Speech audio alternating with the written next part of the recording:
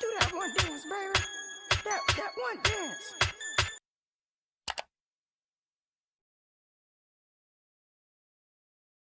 Bismillahirrahmanirrahim. Penjajahan ekonomi asing makin sempurna.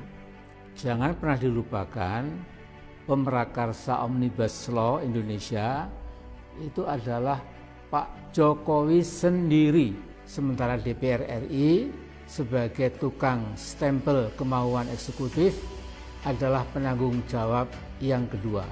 Lagu miris Omnibus Law itu dinyanyikan Pak Jokowi sendiri ketika pelantikannya pada 20 Oktober tahun 2019 yang lalu, setahun yang lalu. Di beberapa negara yang pernah menerapkan Omnibus Law itu, masyarakat di negara-negara itu menjulukinya sebagai Big Ugly Law, undang-undang dengan kejahatan besar.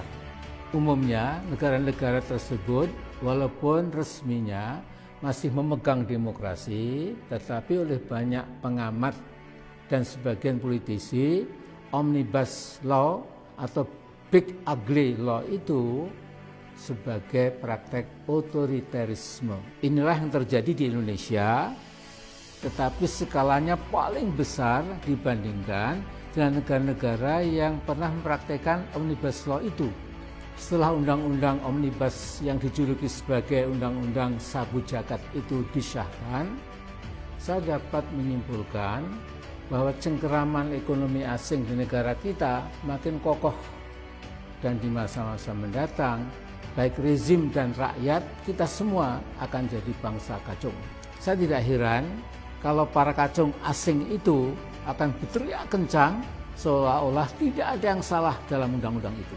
Para buzzers dengan bayaran uang haram akan memeras pikiran untuk mencari-cari pembenaran buat sesuatu yang jelas-jelas merugikan kepentingan bangsa sendiri. Omnibus Law adalah bukti paling akhir betapa negara dapat melakukan kezaliman multidimensional secara sekaligus.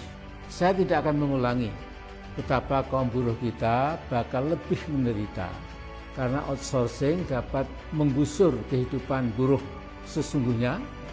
Kemudian juga pesangonnya akan dikurangi, tidak ada lagi UMSK, penetapan UMK yang pasti dipersulit, tidak ada jaminan kesehatan, pemecatan buruh yang sepenuhnya menjadi hak pemodal, dan lain sebagainya. Saya akan mengangkat satu masalah yang tidak kalah penting, yaitu akan terjadi freeportisasi di semua bidang. Seluruh pemodal asing yang diharapkan berbondong-bondong datang ke Indonesia, akhirnya pasti akan memeras Indonesia. Freeport-McMoran sudah lama bercokol di Papua dan bisa berbuat apa saja seperti negara dalam negara. Dari rezim Soeharto sampai rezim Jokowi, penghancuran lingkungan, penipuan pajak, dan pelanggaran HAM tidak pernah disentuh oleh pemerintah Jakarta. Saya kadang-kadang bingung, DNA macam apakah yang sesungguhnya itu ada dalam tubuh bangsa Indonesia. Bung Karno pernah mengingatkan, Indonesia itu bangsa besar. Istilah beliau bukan bangsa kintel atau bangsa kodok. Mengapa rezim Jokowi dan DPR tega memproduksi Omnibus Law tanpa memperhatikan kepentingan rakyat?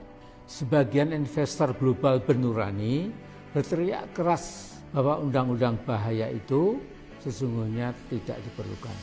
Mengapa? Karena akan berdampak pada kehancuran lingkungan atau ekosida, menghancurkan dan membunuh lingkungan hidup. Reuters memberitakan ada 35 investor asing yang mengingatkan Indonesia jangan nekat mengesahkan undang-undang yang diprakarsai oleh Presiden Jokowi itu. Mereka saja, orang asing, mengingatkan jangan sampai biodiversitas hutan-hutan Indonesia lenyap gara-gara AMDAL akan diterapkan secara selektif. Artinya perlindungan ekologi bukan sesuatu yang penting lagi.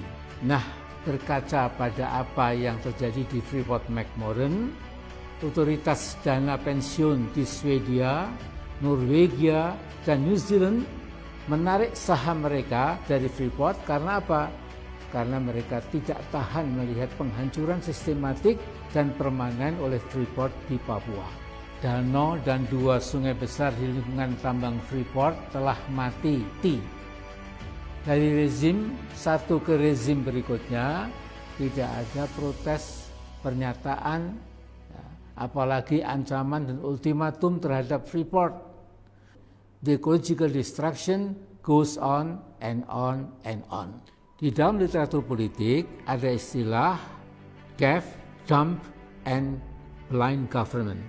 Pemerintah yang tuli, bisu, dan buta.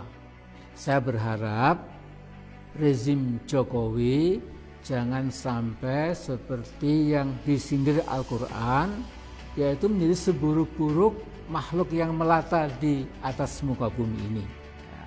Mengapa mereka tuli dan buta terhadap kebenaran? Bahkan mereka berani menantang dan melawan kebenaran. Ini ada di Al-Anfal ayat 22. Pak Jokowi, cabut segera undang-undang yang berbahaya itu. Karena Anda adalah pemrakarsa utama dan pertama.